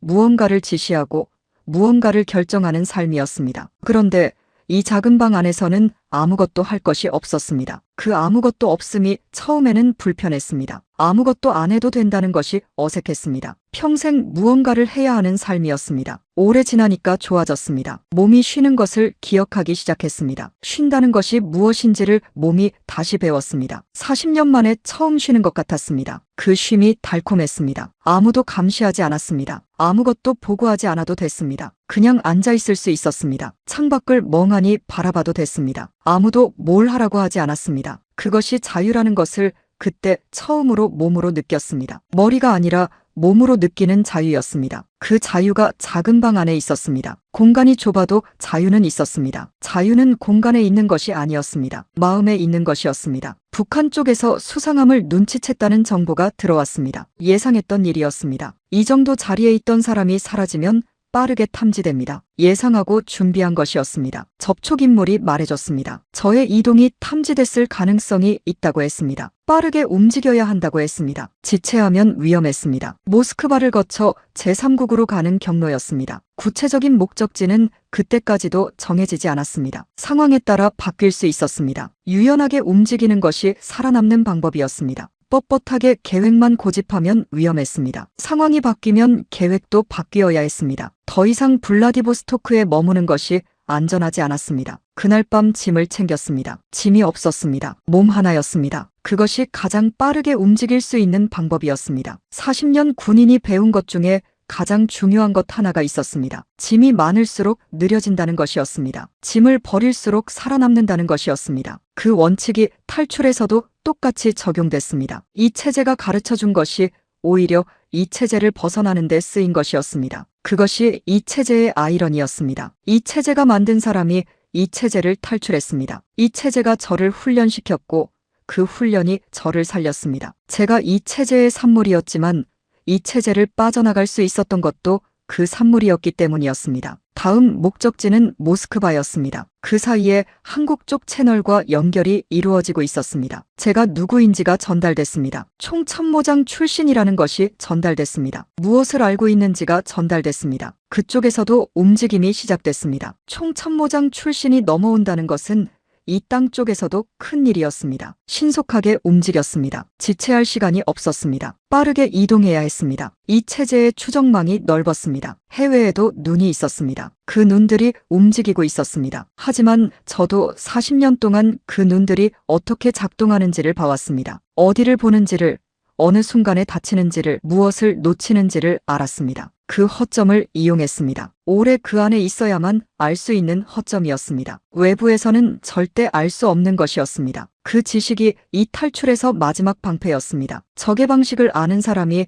적의 추적을 피할 수 있었습니다. 러시아의 긴 겨울밤이었습니다. 오후 3시면 해가 졌습니다. 해가 짧고 어둠이 길었습니다. 그 어둠이 오히려 보호막이 됐습니다. 눈에 띄지 않을 수 있었습니다. 어둠 속에서 움직였습니다. 그것이 살아남는 방법이었습니다. 그 긴 어둠의 끝에 빛이 있었습니다. 그 빛이 어디서 오는지를 알았습니다. 이 땅에서 왔습니다. 그 빛을 향해 가고 있었습니다. 느리지만 가고 있었습니다. 멈추지 않는 한 닿았습니다. 저는 멈추지 않을 것이었습니다. 여기까지 온 것이 있었습니다. 모스크바에 도착한 것은 2025년 11월 말이었습니다. 블라디보스토크에서 모스크바까지는 비행기로 8시간이었습니다. 러시아는 넓었습니다. 극동에서 서쪽 끝까지 8시간을 날아가도 같은 나라였습니다. 그 넓음이 이 탈출에서는 유리했습니다. 추적이 닿기 어려운 거리였습니다. 모스크바 공항에 내렸습니다. 사람이 많았습니다. 여러 나라 사람들이 섞여 있었습니다. 평양에서는 볼 수 없는 풍경이었습니다. 평양에는 외국인이 거의 없었습니다. 있어도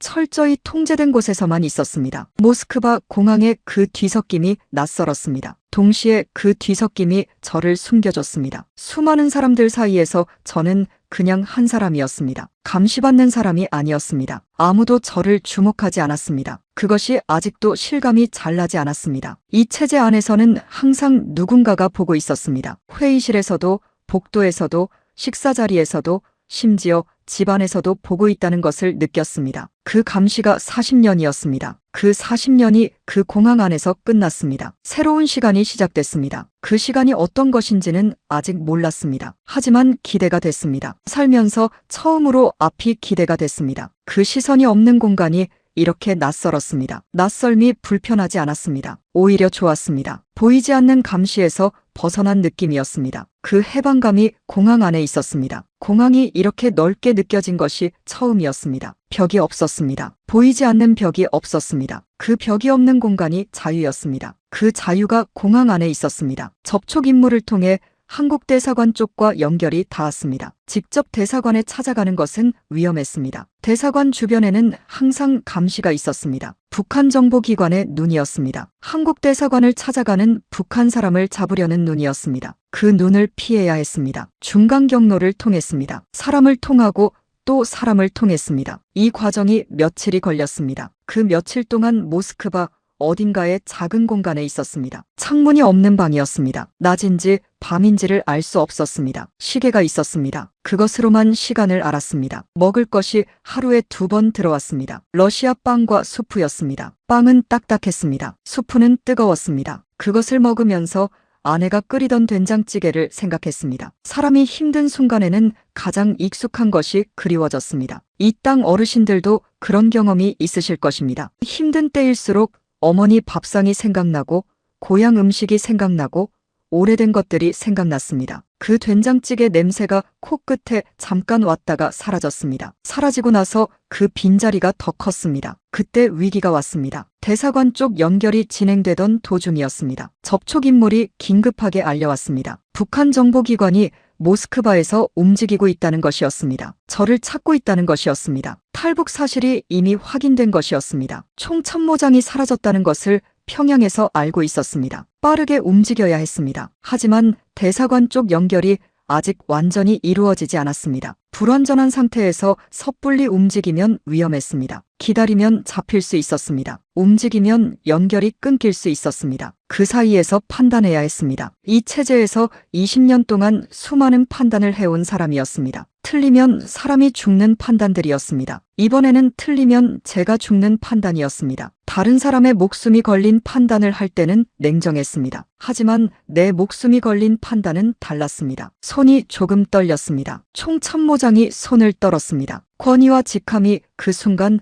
아무 소용이 없었습니다. 그냥 살고 싶은 한 사람이었습니다. 그 떨림이 진짜 저였습니다. 직함 없이 남은 한 사람의 떨림이었습니다. 기다리기로 했습니다. 하루만 더 기다리기로 했습니다. 그 결정을 내리고 나서 조용히 앉아 있었습니다. 아무도 없는 방 아니었습니다. 그 하루가 길었습니다. 창문 없는 방 안에서 하루가 그렇게 길게 느껴진 것이 처음이었습니다. 전장에서 포화 속에 있어도 시간이 이렇게 느리게 간다고 느낀 적이 없었습니다. 아무것도 할 수 없는 기다림이 가장 힘든 것이었습니다. 움직이지 못하는 것이 가장 답답한 것이었습니다. 군인은 움직이면서 생각했습니다. 가만히 있으면 생각이 너무 많아졌습니다. 그 생각들이 모두 어두운 방향으로 흘렀습니다. 잡히면 어떻게 되는지를 생각했습니다. 이 체제에서 탈북한 총참모장이 잡혔을 때 어떤 일이 일어나는지를 너무 잘 알았습니다. 그 알미 그 방 안에서 저를 힘들게 했습니다. 이 땅 어르신들 중에도 기다림의 고통을 아시는 분들이 계실 것입니다. 6.25 때도 살면서도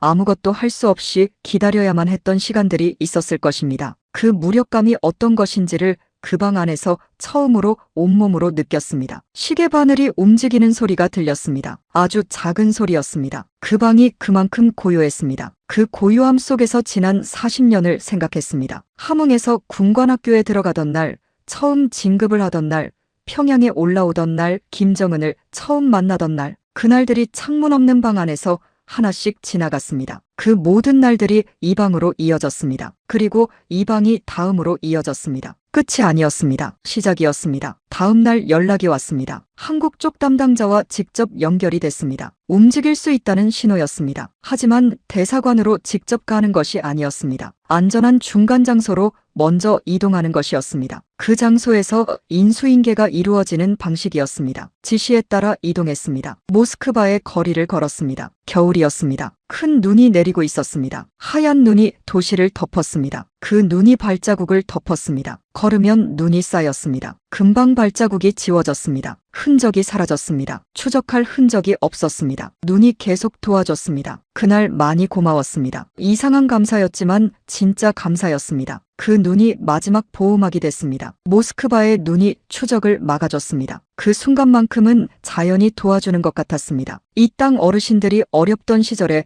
하늘에 기도하셨던 것처럼 저도 그 눈이 내리는 하늘을 올려다봤습니다. 기도를 한 번도 해본 적이 없었습니다. 이 체제에서 신을 믿는 것은 위험한 일이었습니다. 수령만이 신이었습니다. 이 체제에서는 그것이 유일한 종교였습니다. 다른 것을 믿으면 처벌받았습니다. 그 체제에서 70년을 살았습니다. 수령의 사진 앞에 절했습니다. 수령의 업적을 찬양했습니다. 수령의 이름을 불렀습니다. 그 수령 외의 것을 믿으면 위험했습니다. 그런데 그 순간만큼은 무언가에 의지하고 싶었습니다. 인간이 가장 약해지는 순간에 하늘을 찾았습니다. 하지만 그 순간만큼은 무언가에 의지하고 싶었습니다. 하늘을 봤습니다. 눈이 내리고 있었습니다. 감사했습니다. 그 눈이 계속 내리기를 바랐습니다. 눈이 내리는 동안 발자국이 지워졌습니다. 흔적이 사라졌습니다. 한국 쪽 담당자를 처음 만났습니다. 젊은 사람이었습니다. 말이 간결했습니다. 이 땅 말씨였습니다. 이 땅 말씨를 직접 듣는 것이 처음이었습니다. 뉴스에서 들은 적은 있었습니다. 직접 대화에서 듣는 것은 달랐습니다. 같은 한국어였지만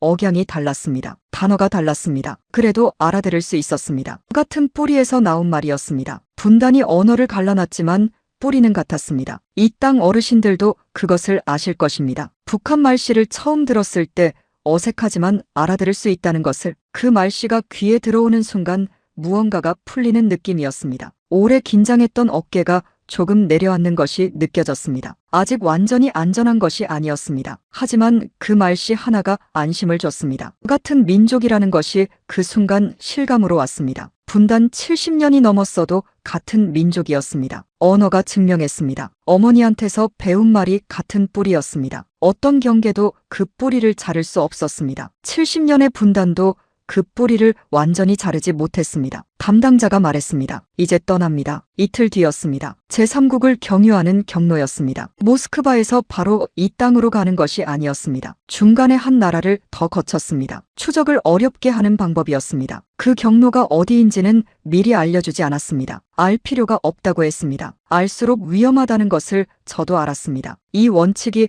이쪽에서도 같았습니다. 지시에 따랐습니다. 지시를 따르는 것이 이상하지 않았습니다. 40년 동안 그렇게 살았습니다. 하지만 이번은 달랐습니다. 이번 지시는 저를 살리는 지시였습니다. 저를 이 땅으로 데려가는 지시였습니다. 그 차이가 40년의 무게만큼 컸습니다. 40년 동안 받은 지시들이 다른 사람을 위한 것이었다면 이번 지시는 저 자신을 위한 것이었습니다. 처음으로 저 자신을 위해 움직이고 있었습니다. 그 느낌이 낯설었지만 옳았습니다. 한 번쯤 저 자신을 위한 선택을 할 자격이 있었습니다. 40년을 남을 위해 살았습니다. 이제 처음으로 저를 위해 살 수 있었습니다. 그것이 이 땅에 오는 이유였습니다. 모스크바를 떠나는 날 아침이었습니다. 드디어 창문이 있는 방에서 하룻밤을 잤습니다. 창밖으로 모스크바가 보였습니다. 눈이 덮인 도시였습니다. 거대했습니다. 이 거대한 도시 안에 숨어 있었습니다. 이 도시가 저를 지켜줬습니다. 짧은 시간이었지만 이 낯선 땅이 피난처가 됐습니다. 가방을 들었습니다. 가방이 가벼웠습니다. 짐이 없었습니다. 몸 하나였습니다. 담당자가 옆에 섰습니다. 문을 열고 나왔습니다. 차가운 공기가 얼굴에 닿았습니다. 눈이 아직 내리고 있었습니다. 하얗게 쌓인 모스크바 거리를 걸었습니다. 앞으로만 걸었습니다. 이제 이 땅을 향해 가고 있었습니다. 돌아가는 길은 없었습니다. 그것이 마지막 관문이었습니다. 그 관문이 그날 아침 열렸습니다. 그 관문을 지나면 새로운 삶이 있었습니다. 그 삶이 어떤 것인지는 몰랐습니다. 어떤 어려움이 기다리는지도 몰랐습니다. 그래도 갔습니다. 그것이 답이었습니다. 두렵기도 했습니다. 하지만 가야 했습니다. 두려움보다 가야 하는 이유가 더 컸습니다. 그 이유가 저를 앞으로 가게 했습니다. 한 걸음씩이었습니다. 멈추지 않으면 닿았습니다. 멈추지 않았습니다. 그리고 이 땅으로 데려왔습니다. 여기까지 오게 된 것이었습니다. 그 길이 끝에 이 땅이 있었습니다. 이 땅이 저를 기다리고 있었습니다. 가고 있었습니다. 제3국을 경유해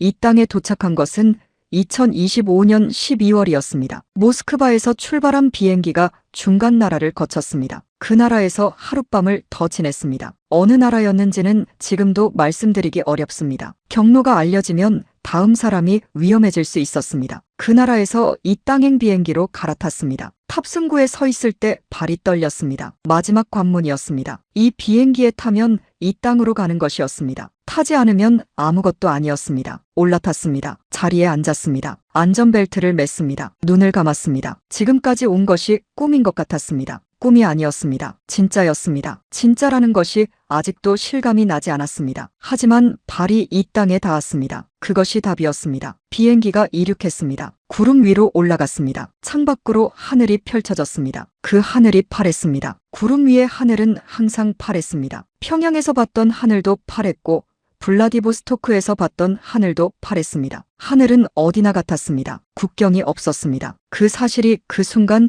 이상하게 위안이 됐습니다. 하늘만큼은 분단이 없었습니다. 북쪽 하늘과 남쪽 하늘이 따로 없었습니다. 이 땅 어르신들이 오래 그리워해온 이산 가족의 마음이 생각됐습니다. 가족과 헤어진 채 수십 년을 살아온 분들이 있었습니다. 그분들이 바라보던 하늘이 북쪽 가족이 보는 하늘과 같은 하늘이었습니다. 그 하늘 아래서 같이 살고 있는 것이었습니다. 그 생각이 그 순간 왔습니다. 비행기가 하강하기 시작했습니다. 기장이 말했습니다. 곧 인천에 착륙한다고 했습니다. 인천이라는 말이 귀에 들어왔습니다. 뉴스에서만 들어본 이름이었습니다. 이 땅에 온 탈북자들이 도착하는 곳이라고 알고 있었습니다. 북한에서는 인천이라고 하면 6.25 때 메가더 장군이 상륙작전을 펼친 곳이라고 배웠습니다. 그 인천에 내가 지금 내려가고 있었습니다. 적이라고 배웠던 이 땅으로 가고 있었습니다. 그 아이러니가 이상하지 않았습니다. 오히려 자연스러웠습니다. 같은 민족이었습니다. 분단이 갈라놨지만 뿌리는 하나였습니다. 그 뿌리를 잊지 않았습니다. 70년이 지나도 뿌리는 남았습니다. 비행기가 구름 아래로 내려갔습니다. 바다가 보였습니다. 섬들이 보였습니다. 그 섬들이 초록빛이었습니다. 12월인데도 초록빛이 있었습니다. 땅이 보였습니다. 도시가 보였습니다. 건물들이 빼곡했습니다. 도로가 보였습니다. 차들이 움직이고 있었습니다. 그 도시가 살아 움직이고 있었습니다. 평양에서 내려다보던 도시 풍경과 달랐습니다. 평양은 넓은 도로에 차가 많지 않았습니다. 건물들이 있었지만 빛이 많지 않았습니다. 이 땅의 도시는 빽빽하고 환하게 살아 있었습니다. 그 환함이 내려다 보이는 것이었습니다. 아래로 내려갈수록 더 밝아졌습니다. 그 빛이 이 땅이었습니다. 이 땅의 빛이 저를 당기고 있었습니다. 그 당김이 여기까지 데려왔습니다. 저는 그 도시가 보이는 순간부터 눈을 떼지 못했습니다. 이 땅이었습니다. 드디어 이 땅이었습니다. 바퀴가 활주로에 닿았습니다. 쿵 하는 소리가 났습니다. 그 소리가 온몸으로 느껴졌습니다. 이 땅 활주로에 닿은 소리였습니다. 왔습니다. 정말 왔습니다. 비행기가 속도를 줄였습니다. 바퀴 내려가는 소리가 났습니다. 착지 준비였습니다. 마음을 다잡았습니다. 이제부터가 시작이었습니다. 그 시작이 기다리고 있었습니다. 멈췄습니다. 승객들이 일어났습니다. 저도 일어났습니다. 가방을 들었습니다. 출구를 향해 걸었습니다. 비행기 문이 열렸습니다. 공기가 들어왔습니다. 이 땅의 공기였습니다. 12월의 차가운 공기였습니다. 그 공기가 폐 속으로 들어왔습니다. 북한의 공기와 다르지 않았습니다. 같은 공기였습니다. 하지만 다른 공기였습니다. 자유로운 공기였습니다. 그런 구분이 말이 되지 않는 것을 알았습니다. 하지만 그렇게 느껴졌습니다. 이 땅 공기가 다르게 느껴졌습니다. 살면서 처음으로 숨을 제대로 쉬는 것 같았습니다. 깊이 들이마셨습니다. 한 번 더 들이마셨습니다. 그 첫 숨이 기억에 남아 있습니다. 공기가 차가웠습니다. 12월이었습니다. 이 땅의 12월 공기였습니다. 북한과 같은 한반도의 공기였습니다. 분단이 공기를 나누지 못했습니다. 같은 땅에서 올라오는 공기였습니다. 한반도의 공기였습니다. 분단이 공기를 나누지 못했습니다. 그 차가운 공기가 오히려 기분 좋았습니다. 지금도 그 냄새가 느껴지는 것 같습니다. 입국장을 나서면서 하늘을 올려다봤습니다. 이 이야기의 첫 챕터에서 말씀드렸던 그 장면이었습니다. 인천공항 입국장 기둥에 기댄 채 다리가 풀렸던 그 순간이었습니다. 40년 동안 총을 잡고 살아온 사람이 하늘을 올려다보고 다리가 풀렸습니다. 그 순간을 이해하지 못하시는 분들이 계실 것입니다. 저도 그 순간이 오기 전에는 이해하지 못했을 것입니다. 하지만 그런 것이었습니다. 72년을 살면서 처음으로 아무도 저를 감시하지 않는 사람이 됐다는 것이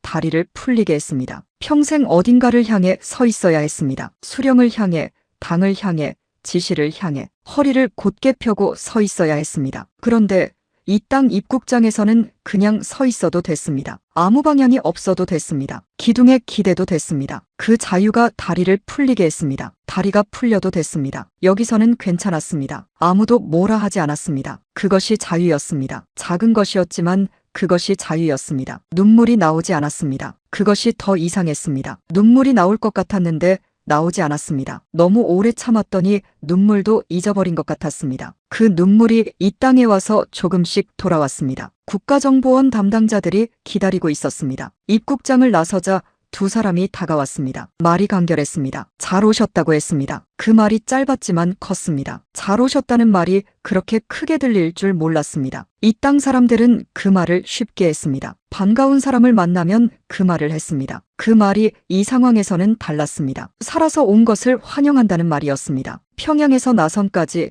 나선에서 블라디보스토크까지, 블라디보스토크에서 모스크바까지, 그리고 이 땅까지 온 것을 알아준다는 말이었습니다. 그 여정이 그 말 세 글자에 담겼습니다. 잘 오셨습니다. 그 말이 아직도 귀에 남아 있습니다. 그 말을 해준 사람한테 감사했습니다. 이름도 모르는 사람이었습니다. 하지만 그 말 하나가 컸습니다. 그 온기가 있었습니다. 이 땅 사람의 온기였습니다. 차를 타고 이동했습니다. 창밖으로 이 땅이 지나갔습니다. 도로가 넓었습니다. 차들이 많았습니다. 간판들이 가득했습니다. 불빛이 많았습니다. 저녁이었는데 도시가 환했습니다. 평양의 밤과 달랐습니다. 평양은 어두웠습니다. 전기가 부족한 곳이었습니다. 이 땅의 밤은 낮처럼 밝았습니다. 국가정보원에서 조사가 시작됐습니다. 오랜 시간이 걸렸습니다. 며칠이 아니었습니다. 몇 주가 걸렸습니다. 당연한 일이었습니다. 총참모장 출신이 넘어왔습니다. 그 사람이 진짜인지 위장한 공작원인지를 확인해야 했습니다. 제가 말한 것들이 사실인지를 검증해야 했습니다. 저도 그 과정이 필요하다는 것을 알았습니다. 협조했습니다. 아는 것을 말했습니다. 핵 프로그램, 미사일 개발,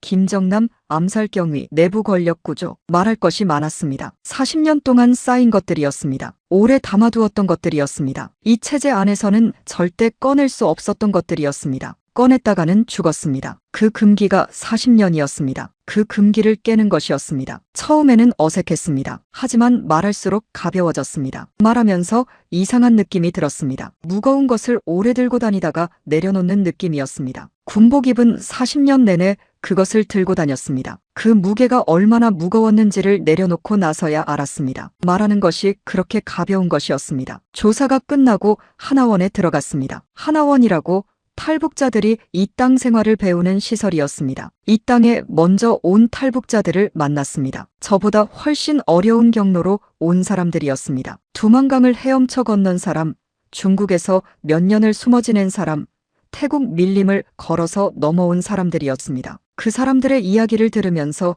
제가 얼마나 특별한 경로를 왔는지를 알았습니다. 동시에 그 사람들이 얼마나 강한 사람들인지를 알았습니다. 저는 군인으로서의 훈련이 있었습니다. 총을 들고 살아온 사람이었습니다. 그 사람들은 그런 훈련 없이, 아무 무기도 없이, 아무 훈련도 없이 오직 살겠다는 의지 하나로 살아남은 사람들이었습니다. 그 강함이 대단했습니다. 진짜 군인은 그 사람들이었습니다. 직함 없이 싸운 사람들이었습니다. 그 싸움이 진짜 싸움이었습니다. 저는 그 싸움의 증인이 됐습니다. 그 역할이 저한테 있었습니다. 이 땅에 정착하면서 그 사람들과 같은 시작점에 서 있었습니다. 총참모장이었다는 것이 이 땅에서는 아무 의미가 없었습니다. 그것이 오히려 좋았습니다. 아내가 보고 싶었습니다. 밤마다 그 생각이 왔습니다. 떠나던 날 밤 잡았던 그 손이 생각났습니다. 말없이 끓이던 된장찌개가 생각났습니다. 고개를 들지 못하던 아내의 얼굴이 생각났습니다. 그 얼굴이 밤마다 왔습니다. 사라지지 않았습니다. 그 얼굴이 이 땅에서도 함께였습니다. 보이지 않아도 함께였습니다. 마음이 그랬습니다. 마음이 먼저 가 있었습니다. 아내가 이 땅에 올 수 있을지를 몰랐습니다. 연락이 닿지 않았습니다. 북한에 남아있는 아내의 안전을 걱정했습니다. 남편이 탈북했다는 것이 알려지면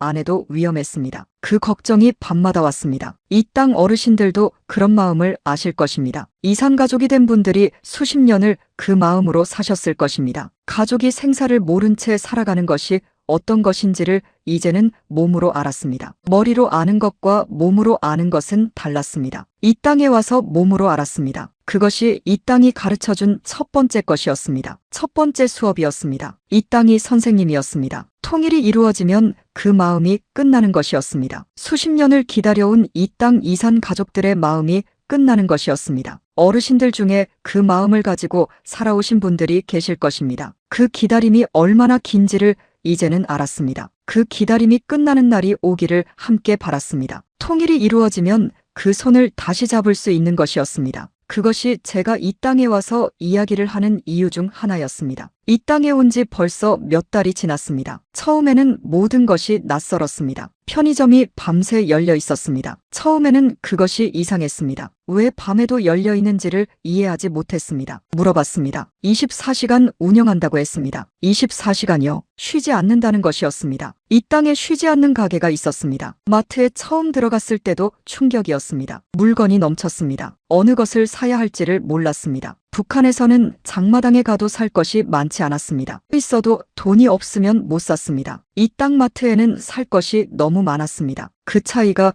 이 체제와 저 체제의 차이였습니다. 국가가 사람을 먹이지 못하는 체제와 사람이 스스로 먹고 살 수 있는 체제의 차이였습니다. 이 땅 어르신들은 이 풍요가 당연한 것이라고 느끼실 것입니다. 이 나라도 한때 어려웠습니다. 전쟁을 겪고 가난을 겪고 이 자리까지 왔습니다. 어르신들이 땀 흘려 일군 것이었습니다. 그 과정이 쉽지 않았다는 것을 알았습니다. 그 노고가 보였습니다. 이 땅에 오고 나서야 보였습니다. 밖에서 봐야 보이는 것들이 있었습니다. 안에서는 볼 수 없는 것들이었습니다. 하지만 저한테는 당연하지 않았습니다. 처음 보는 것들이 많았습니다. 아직도 놀라는 것들이 있었습니다. 그 놀라움이 좋았습니다. 놀란다는 것이 살아있다는 것이었습니다. 감각이 살아있다는 것이었습니다. 그 풍요 하나하나가 놀라웠습니다. 자유가 무엇인지를 조금씩 배우고 있었습니다. 인터넷을 처음 자유롭게 써봤습니다. 북한에서는 외부 인터넷에 접속할 수 없었습니다. 내부망만 있었습니다. 철저히 통제된 정보만 볼 수 있었습니다. 이 땅에 와서 처음으로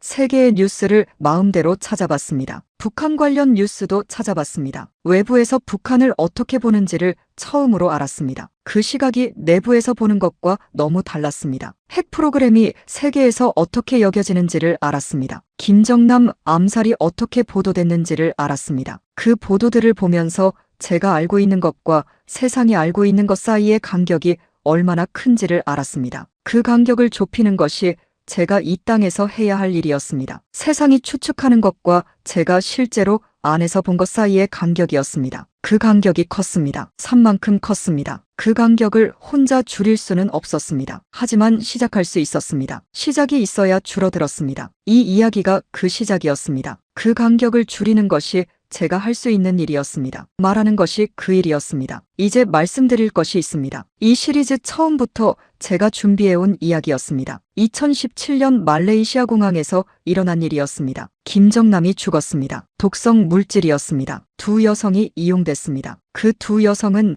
자신이 무엇을 하는지 몰랐다고 했습니다. 장난으로 알았다고 했습니다. 실제로 그랬습니다. 그 두 여성은 속은 것이었습니다. 하지만 그것을 계획한 사람들은 달랐습니다. 정찰총국의 작전이었습니다. 최고 수준의 승인이 필요한 작전이었습니다. 그 승인이 어디서 왔는지를 저는 알고 있었습니다. 그것을 이 자리에서 처음으로 말씀드립니다. 이 나라의 안보당국에는 이미 전달한 내용이었습니다. 이제 세상에 말할 차례였습니다. 이 나라의 최고 지도자가 직접 승인한 작전이었습니다. 문서로 이루어진 것이 아니었습니다. 이 체제에서 그런 결정은 문서를 남기지 않았습니다. 흔적을 남기지 않는 것이 이 체제의 방식이었습니다. 말로 이루어진 것이었습니다. 하지만 말을 들은 사람들이 있었습니다. 명령이 전달되는 경로가 있었습니다. 경로를 알면 누가 결정했는지를 알 수 있었습니다. 저는 그 경로를 알고 있었습니다. 그 알미 이 자리에 오게 만든 것이기도 했습니다. 너무 많이 알면 위험하다는 것이 이 체제의 논리였습니다. 역설이었습니다. 알기 때문에 떠나야 했고